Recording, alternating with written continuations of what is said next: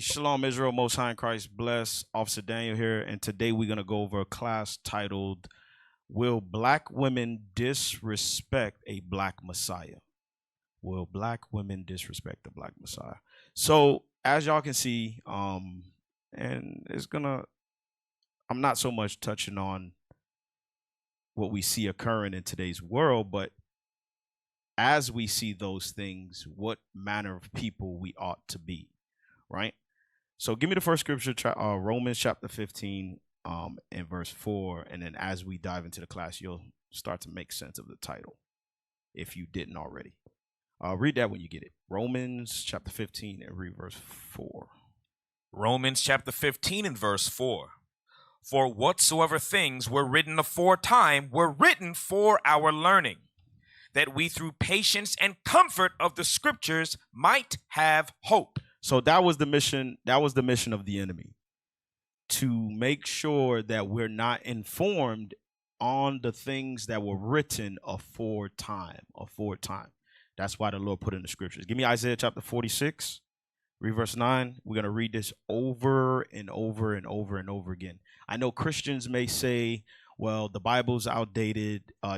Those are old things. And yes, you wouldn't believe it, but Christians do say this. We hear them say it on a daily basis. That's old. That's Old Testament. But God said the things that are written aforetime was written for our learning. Isaiah chapter 46 and 9. Isaiah chapter 49 and verse 6. I said 46 and 9? 46. Yeah, 46 and 9. Isaiah chapter 46 and verse 9. Yeah. Remember the former things of old, for I am God and there is none else. I am God and there is none like me, declaring the end from the beginning and from ancient times the things that are not yet done, saying, my counsel shall stand, and I will do all my pleasure. So God says, remember the former things, because he already knows it. And he told us, he gave us the end from the beginning. Right here in the Bible. It's written. Give me another one, Deuteronomy 32 and 7, just to seal that point. Nail in the coffin. Deuteronomy chapter 32 and verse 7. Deuteronomy chapter 32 and verse 7. Remember the days of old. Do what? Remember the days of old. Come on. Consider the years of many generations. Ask thy father, and he will show thee, thy elders, and they will tell thee. There you go. So we need these scriptures so we can walk the path through history from the beginning all the way till the end when Christ comes, right? A black Messiah. All right, so what we're going to do is we're going to dive into a little bit of history, right? Give me the first picture. Matter of fact, first I want to go to Psalms chapter 2. We're going to dive into the cutting of the relationship between the black man and the black woman. Because we got to start from the beginning, like the scriptures say, to understand why it is the way it is today. Why is there so much disrespect when it comes to a black man and a black woman? Read Psalms chapter 2 and verse 1. Psalm chapter 2 and verse 1. I said Psalms. All right, go ahead. Read that. Yes, sir. Psalm chapter 2 and verse 1. Why do the heathen rage and the people imagine a vain thing? The kings of the earth set themselves, and the rulers take counsel together against the Lord and against his anointed, saying, Let us break their bands asunder. So when it says let us break their bands asunder, it's talking about break the nation of Israel. That is the counsel of the heathen or the enemies of God. That is their counsel. How can we break asunder the relationship between Judah and Ephraim, northern kingdom and southern kingdom? You understand? Husband and wife, brother and sister. That is always their counsel. Give me the first picture. This is an article, slave marriages in the U.S., right? So this is slavery. post-slavery, 1916, 1492. Right? Read that. Slave marriages in the United States. Slave marriages in the United States were typically illegal before the American Civil War abolished slavery in the United States. Enslaved African Americans were legally considered chattel, and they were denied civil and political rights until the United States abolished slavery with the passage of the 13th Amendment to the United States Constitution. Both state and federal laws denied or rarely defined rights for enslaved people. So during that time in 1619 and 1865, when we was emancipated, we didn't have no civil rights. They didn't acknowledge the marriage or unity between a man and a woman. We was considered cattle or animals or slaves. Right? Give me the second one. The second picture. Yeah. Read that. Jumping the broom was a ceremony ritual conducted for an enslaved couple. The practices varied. In some cases, the broom was held about a foot off the ground and each partner jumped backward over the broom. Another practice was to have two brooms. Each partner jumped over a broom while holding hands.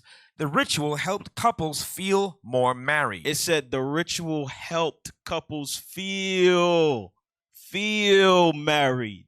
Why? Because this wasn't a custom that we followed. This was something that we made up in slavery because it was illegal for slaves to legally join together, legally get married. You understand? So the slaves made it up. Just like you'll see in some movies that you watch, like 12 Years a Slaves or Kunta Kinte, right? The Roots, thank you. Where they changed Kunta Kinte's name to Toby, right? Give me the Willie Lynch. This is the 1700s. Both N-word females being without influence of the N-word male image. Frozen with a independent psychology will raise their offspring into reverse positions. The one with the female offspring will teach her to be like herself, independent and negotiable. We negotiate with her, through her, by her, negotiates her at will. The one with the N-word male offspring, she being frozen subconscious fear for his life, will raise him to be mentally dependent and weak, but physically strong. So going through that process of slavery, not being able to marry, they were enforcing us to be separate. You had slave masters raping and robbing our households, right? And then them training the children up in such a manner as well. Matter of fact, give me that in Deuteronomy chapter 28. I just thought about it. I wanted to read it. I know I don't got a lot of time, but we're going to read it. Got to read the Bible, right? Deuteronomy chapter 28. Read verse 32 first. Deuteronomy chapter 28 and verse 32. Thy sons and thy daughters shall be given unto another people, and thine eyes shall look and fail with longing for them all the day long, and there shall be no might in thine hand. Read verse 41. Verse 41. Thou shalt beget sons and daughters, but thou shalt not enjoy them. Go ahead. For they shall go into captivity. See, that's what that is. Our sons and daughters went into captivity and was taught, was forced to disassociate or disconnect from our customs, because marriage has always been a custom amongst the Israelites. Watch this. Read Deuteronomy chapter 28, read verse 30.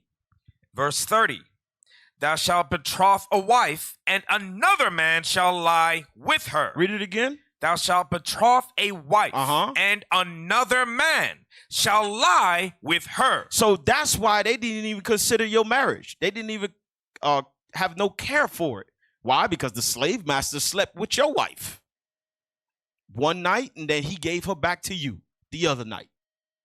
There was no respect for our relationships. That's why you would see books called buck breaking, where they would demasculate the man in front of his family.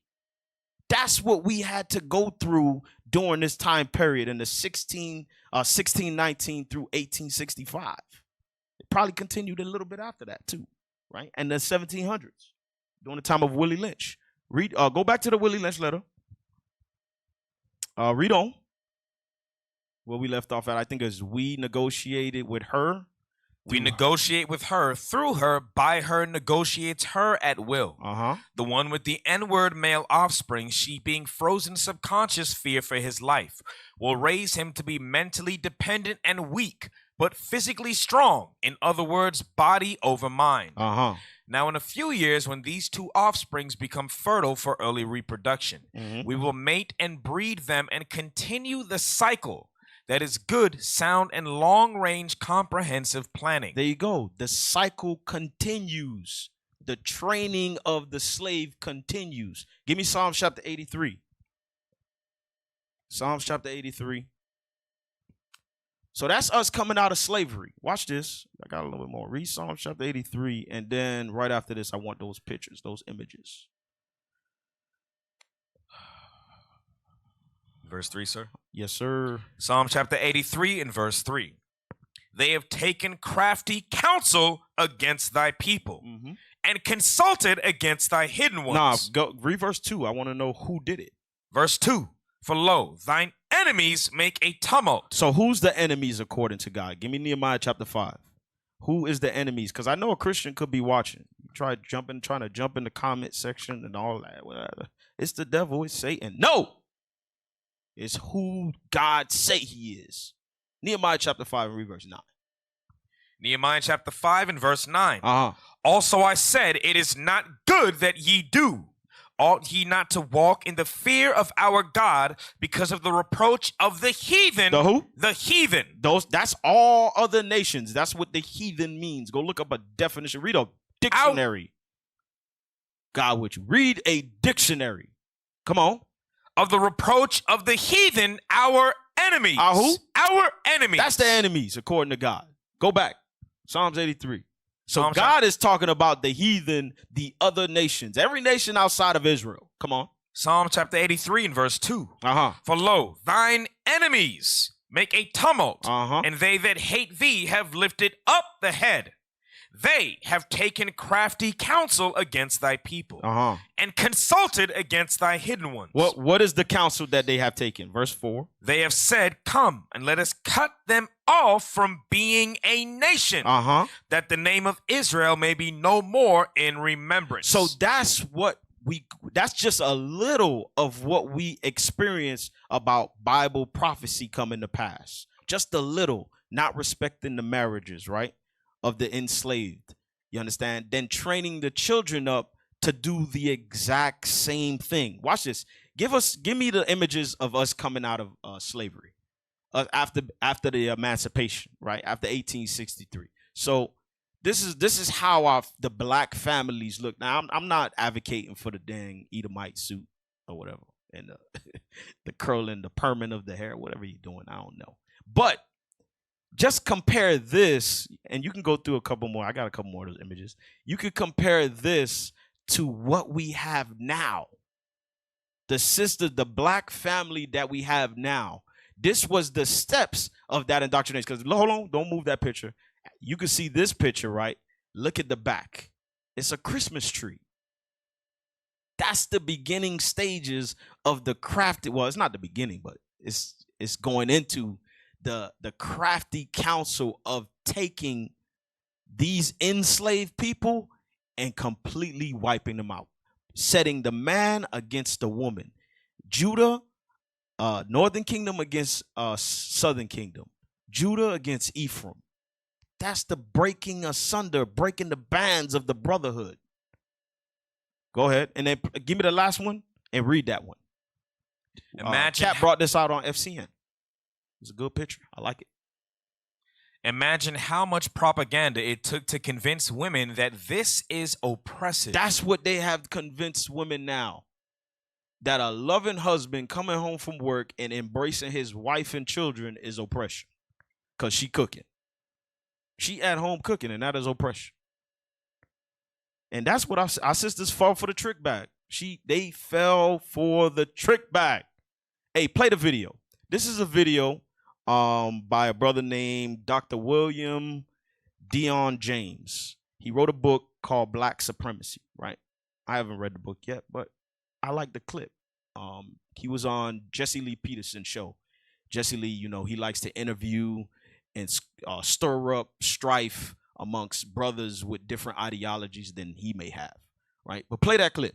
They're worse off today. I took in a chapter in this book is called The Nuclear Black Family. In the early 1950s and 1960s, we at least had the nuclear black family where you had the black man, the black woman, and child. And the black man led the household. That's one of the key things that we had that allowed us to. They're worse off. So he said that at a certain period of time, we had a nucleus black family.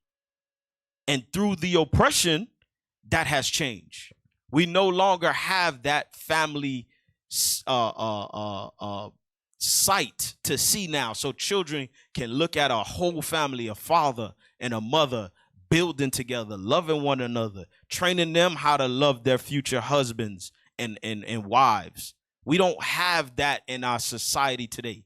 Only way you have that is if you're an Israelite. That's it.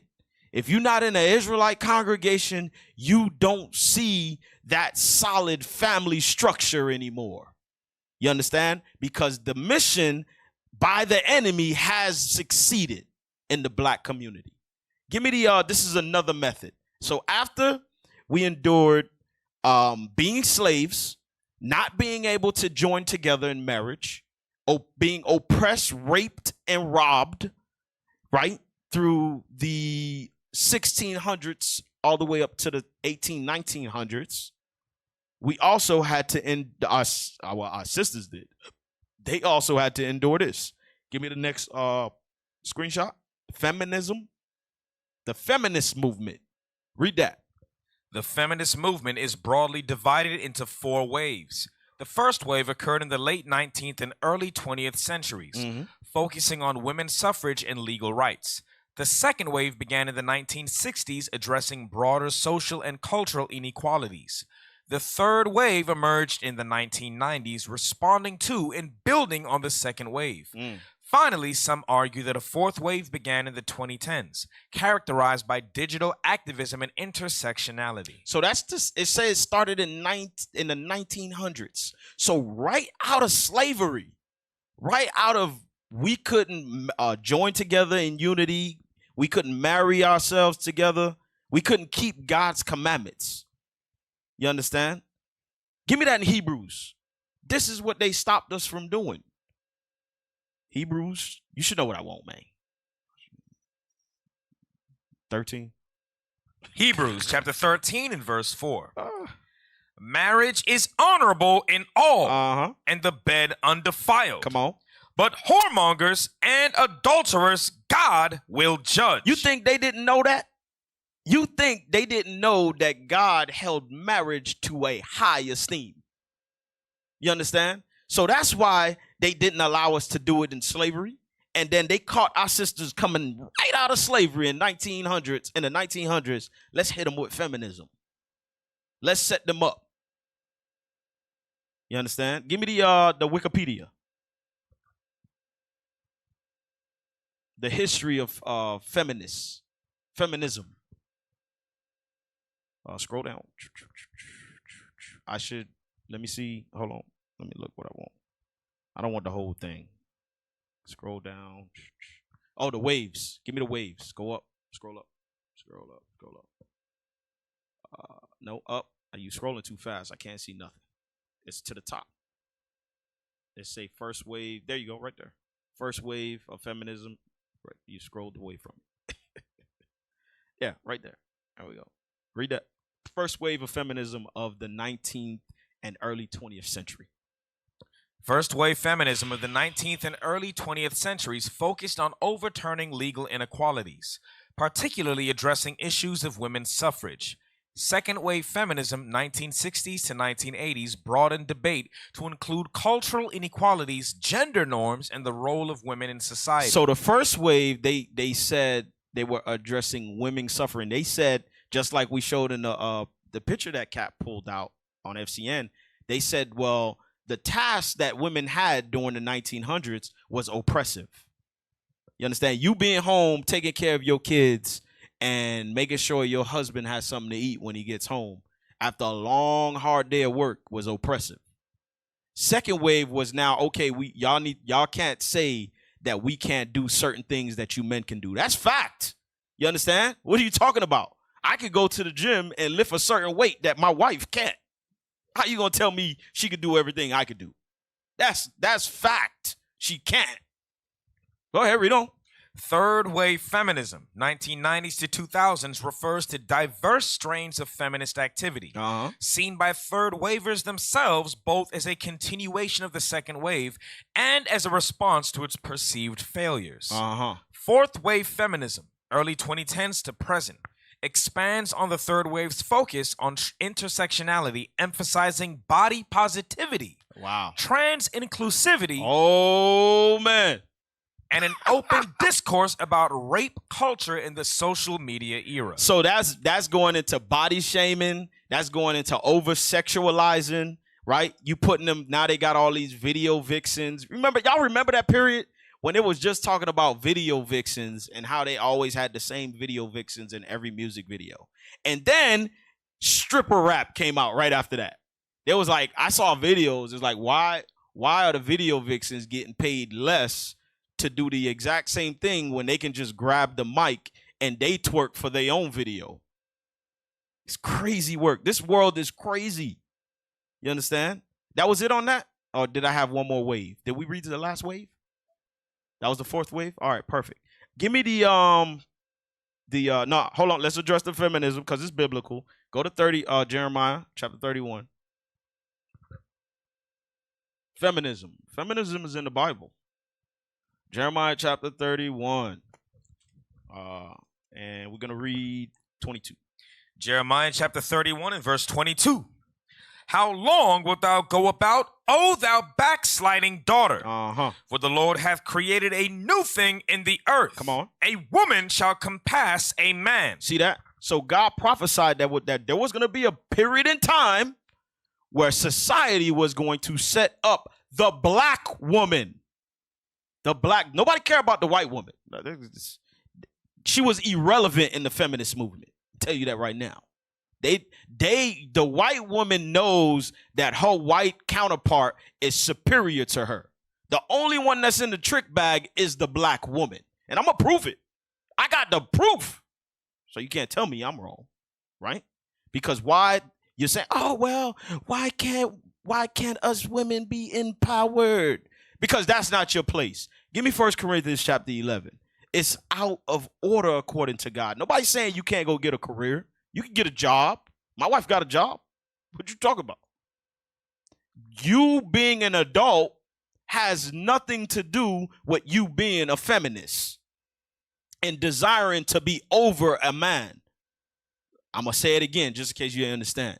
You being an adult. An adult means you should have a job. You should have a career. You could go have a degree. You can go to school. That has nothing to do with you setting yourself up over men.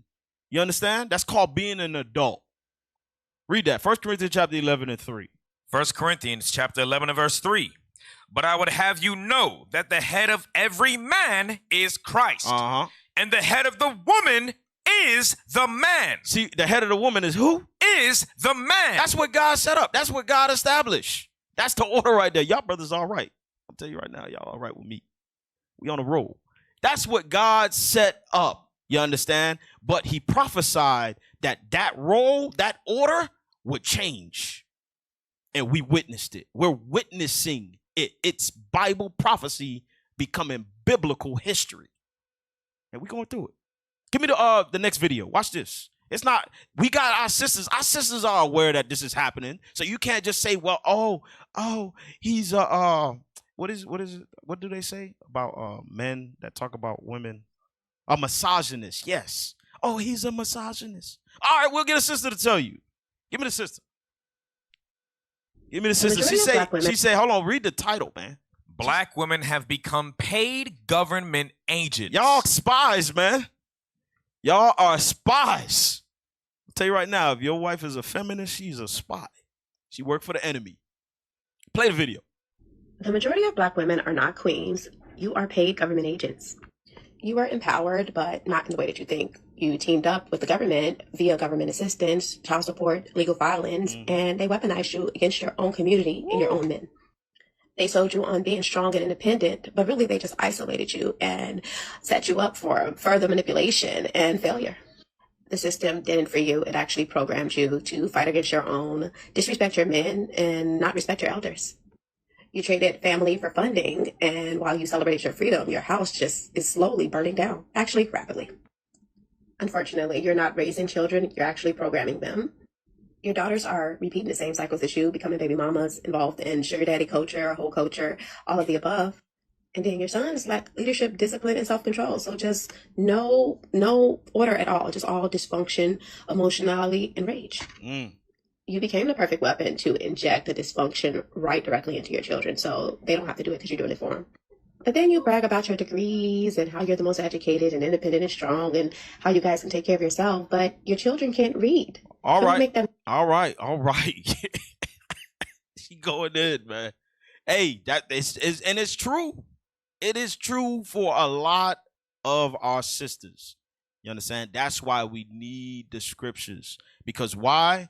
When an empire begins to allow women, and the enemy knows that, when the empire allows women to be in the forefront, it causes all manner of confusion. And that empire eventually decays or gets destroyed. You understand? And watch this. This is nothing new. You understand? Our people been doing this in time past. Go to Acts chapter 19.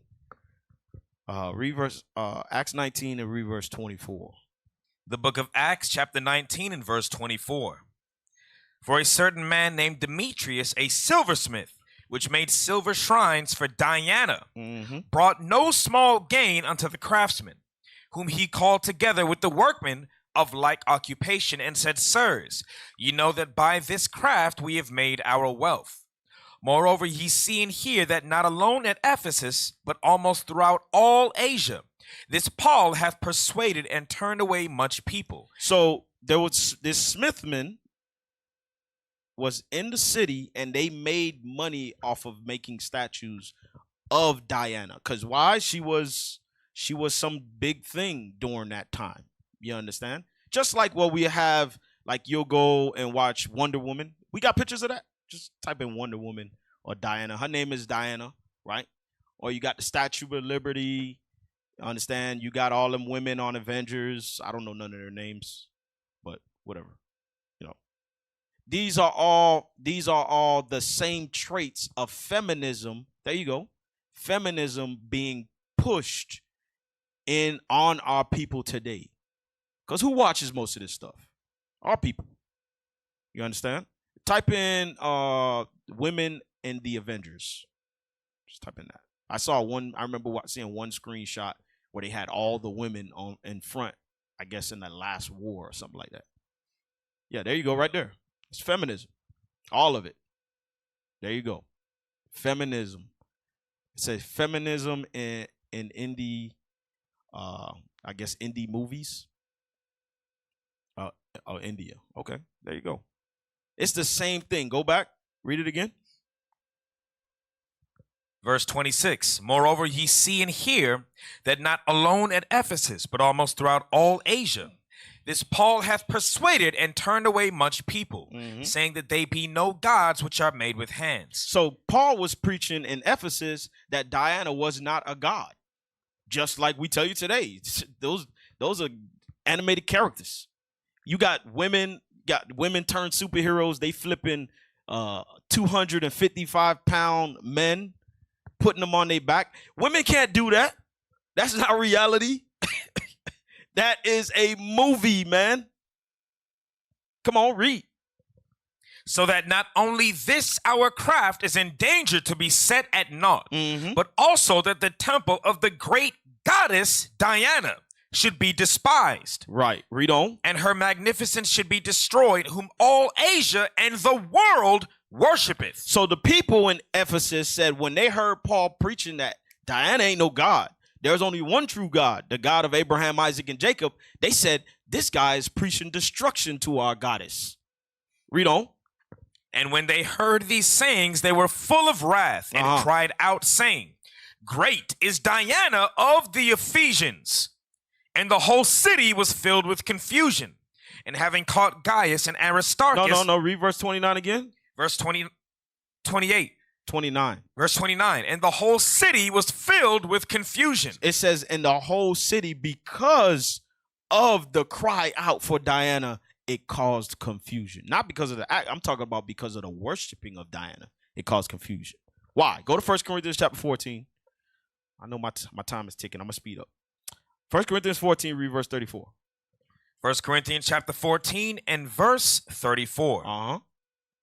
Let your women keep silence in the churches. Okay, what does that mean? That means that a woman is not authorized to teach at the head of the church. Talk about at the pulpit. You heard that, Christians? Your woman not supposed to be the pastor. Go ahead. For it is not permitted unto them to speak, but they are commanded to be under obedience, as also saith the law. Right. So they're not supposed to teach men. They can teach women and children. Yeah, they teach them. You read that in Titus, right? Go to Revelation chapter 14.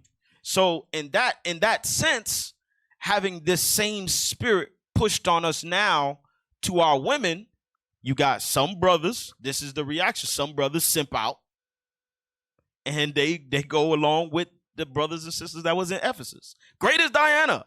You understand?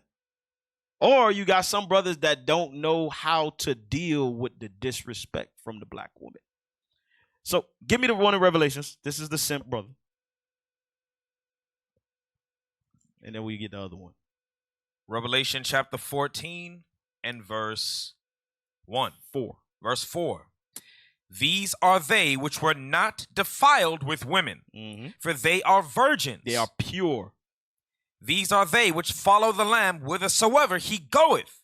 These were redeemed from among men, being the firstfruits unto God and to the Lamb. So God says you can't be defiled with these women, because in the latter days, a woman shall compass a man. The feminist spirit, the God-worshiping spirit of the woman would be in this place called Babylon the Great. You understand? And that will be another method, another tactic, another crafty counsel that they would use to destroy, to break the bands between Judah and Ephraim. Northern kingdom and southern kingdom. Wife and husband. You understand?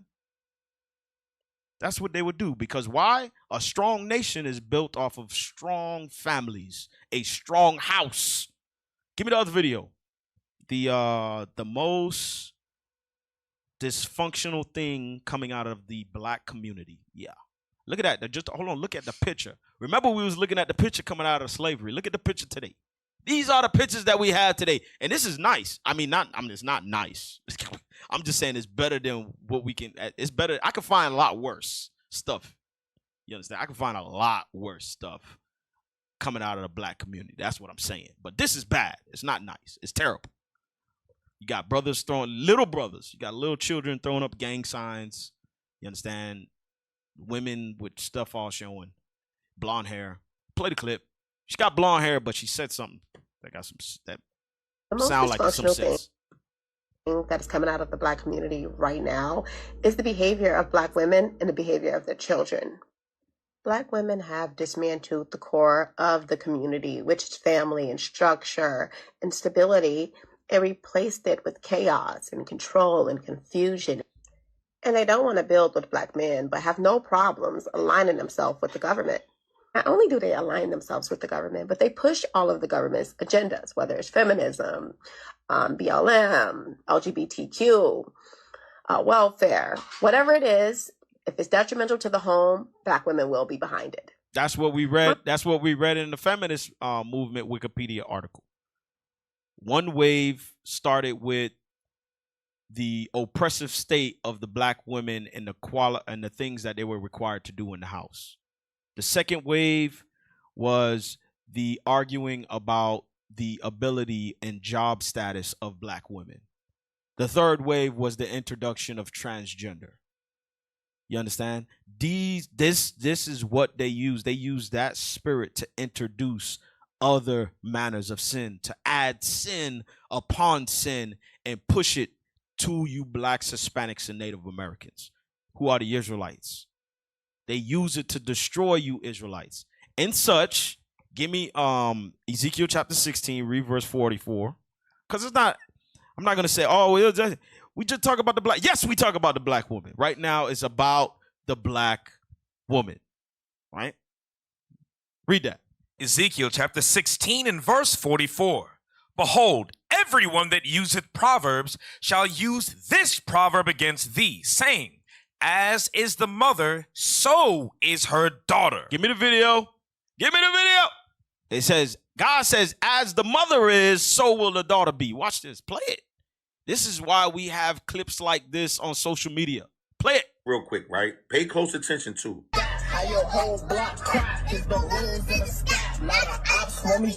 Supposed to be a little princess.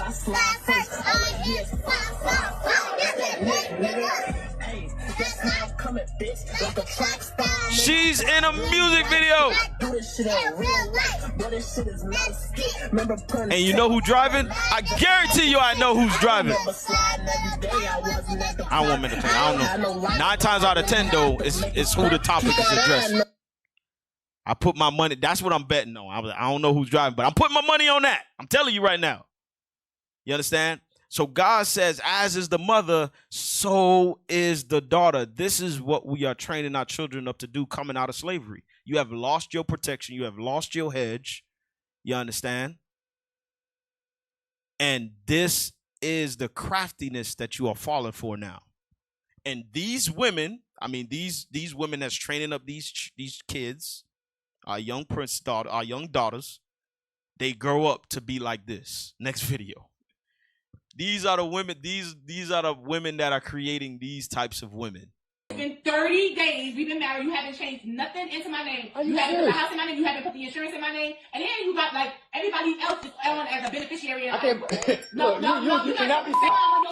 What you just say? You got both of them. What you just say? Say that. Look at the hand movement, the neck going sideways, the wig about to fall off. This is who I married. This is who I married 30 days ago. This is who I married 30 days ago. What's really taking you so long? Like 30 whole days, Deshaun. 30 whole days, and you still haven't put me on nothing? Like nothing. It takes time to do all that. It's right? Like you're not even taking this marriage serious. You taking it too serious right now. It's like you still attached to your hey, do you, like a little mama look, check me out. Little mama boy. Little mama's boy. Do you love me or you love the money? Which one what are you here for? What are you here for? Right. Listen, like I said, what you on TikTok or something? What you on? I'm not interested in and look what's in her hand, y'all. Talking about right now. He asked her, are you on TikTok? This is our women are being trained by the beast, by the serpent. Give me that in Revelations. I just thought about this one. Read Revelations chapter 12 and verse 14. Revelation chapter 12 and verse 14. And to the woman were given 2 wings of a great eagle, that she might fly into the wilderness, into her place. The wings of a great eagle. Remember the nation that put us in slavery. His symbol was an eagle. Go ahead. Where she is nourished for a time and times and half a time. Nourish goes into Deuteronomy 28. And your desire shall be to him in the want of all things. For clothes, food, and the want of all things. You understand? That's the nourishment. Read on. From the face of the serpent, and the serpent cast out of his mouth water as a flood. Hold on, where you at? Verse 15 now, sir. You skip. Read the ending of 14 again. 14, where she is nourished for a time and times and half a time. 350 years. From the face of the serpent. By the serpent, by the devil. Go ahead. And the serpent cast out of his mouth. Read verse 9 so we know what a serpent is. Verse 9. And the great dragon was cast out. A dragon is a serpent. Read on. That old serpent called the devil. Call who? The devil. Read. And Satan, which deceiveth the whole world. He was cast out into the earth, and his angels were cast out with him. That's who the serpent is. The devil and Satan, who deceiveth the whole world. Who deceived the whole world? Who told the whole world that he was Jesus, that he was God? Who did that? The devil, Satan, serpent, that nourished us for 350 years. I'm going to say times and half at times. No, it says for a time and times and half a time. Read verse 15. Verse 15, and the serpent cast out of his mouth water as a flood after the woman, that he might cause her to be carried away of the flood. See that? It says, and the serpent cast out water out of his mouth as a flood. Water represents understanding, wisdom, well, his wisdom, worldly wisdom. You understand? The things that God gave him to deceive the world, his media, you understand? His politics, his religion. He cast that out at the woman. Who's the woman? Israel. Read on. That he might cause her to be carried away of the flood. And the earth helped the woman, and the earth opened her mouth and swallowed up the flood which the dragon cast out of his mouth. Get Hebrews 13. I'll get a precept on that. Hebrews chapter 13 and read verse, I think it's 9. The book of Hebrews chapter 13 and verse 9. Be not carried about with diverse and strange doctrines. There you go. They say, be not carried away with doctrine. That's what the serpent cast at the woman. His ideology, his belief, his media. Where do you think is taught Christianity 24/7, 7 days a week, 365? BET. BET, all you see is Tyler Perry skits and all black Christian media outlet. And all black people watch it. And then they watch BET or they watch an episode of Tyler Perry and think that they prophets now. Think that they could teach the Bible. It's amazing. We hear them all the time. That'd be like, bro, that's not in the Bible. Go back. Revelations. What time is it? Okay. I got you. I got 6 minutes. All right, come on. Read that. Revelation chapter 12 and verse 15. And the serpent cast out of his mouth water as a flood after the woman, that he might cause her to be carried away of the flood. Read verse 17. Verse 17. And the dragon was wroth with the woman and went to make war with the remnant of her seed. How did he make war? Through what we was going through. Through feminism. Through the making it illegal for you to get married during slavery. You wasn't even considered a person. You're still not considered a person in his eyes. Right? What else did we mention?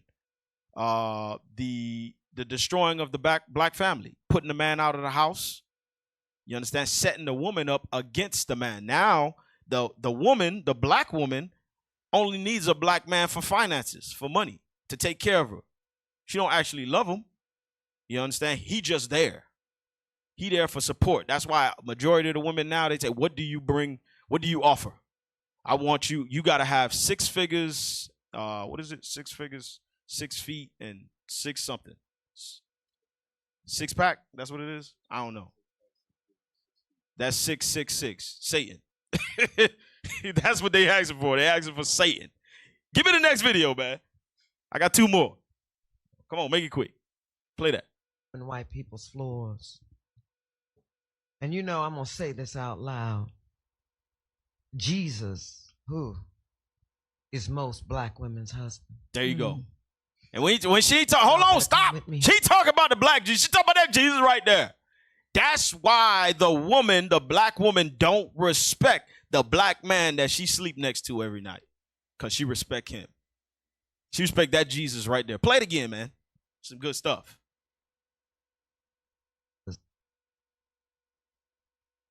Who is most black women's husband? Y'all better come with me here. Say that again. I'm here. Jesus is most black women's husbands. You see, they did a number on us. We are a conquered race. They put the black man out of the house in order for the black mother to get welfare. The man couldn't be in the house. He had to be working. Of course, they wouldn't give him a job. Y'all better come with me.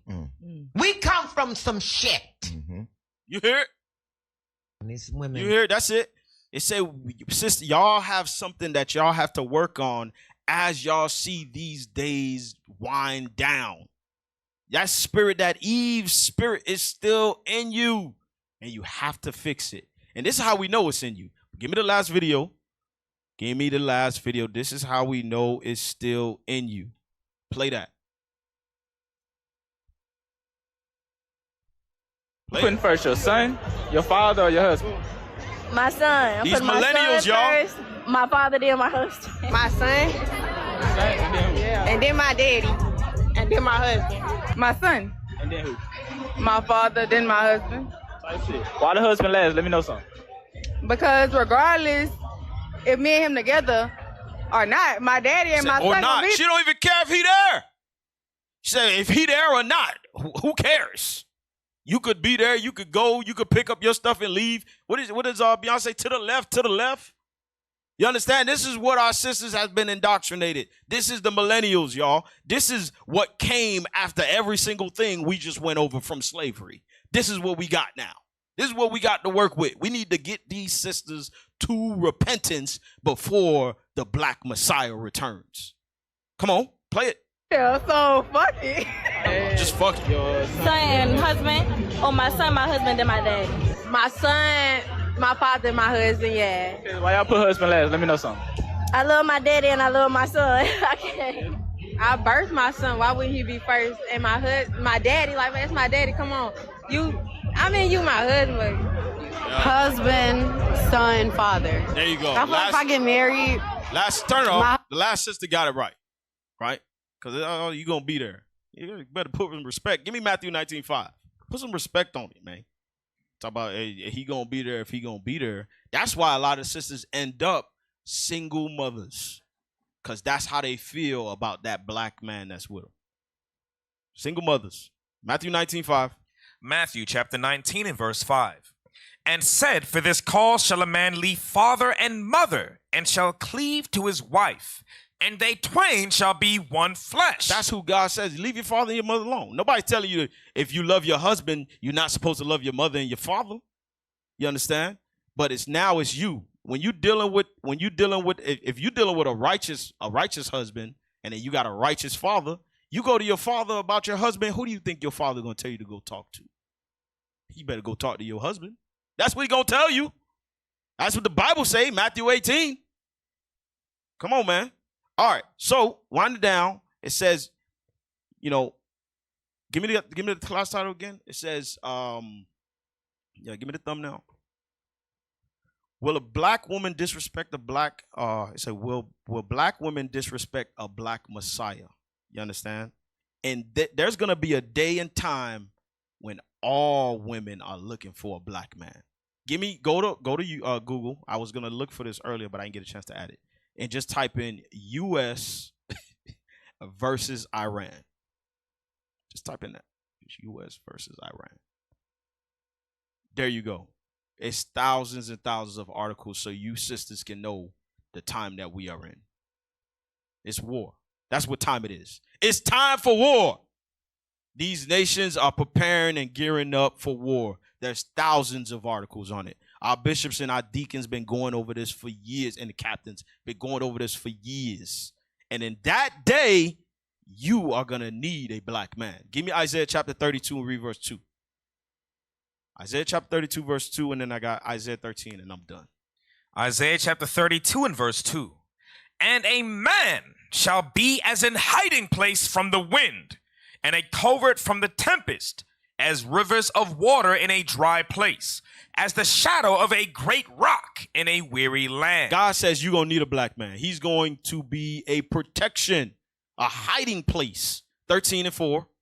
Isaiah chapter 13 and verse 4. Yes, sir. Isaiah chapter 13 and verse 4. The noise of a multitude in the mountains, like as of a great people, a tumultuous noise of the kingdoms of nations gathered together. The Lord of hosts mustereth the host of the battle. That's what we're reading here. God is mustering this war. The World War III.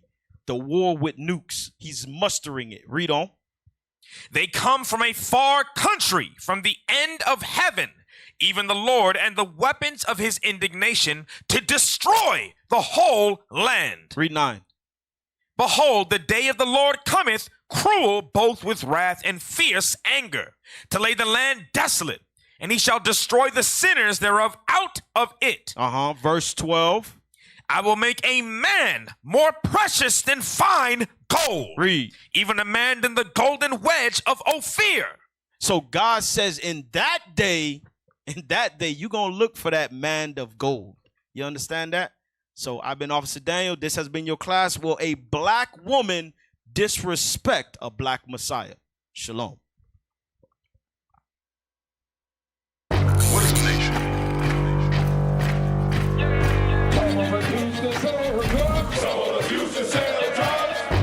Nation is men leading by example.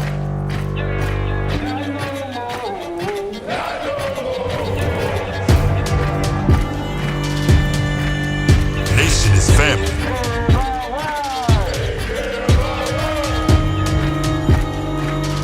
Nation is community. Nation is children with role models.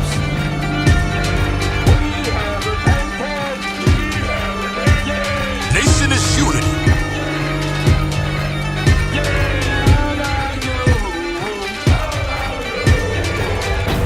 Nation is you. And finally, my brethren, be strong in the Lord. His word, his word, his word, his word.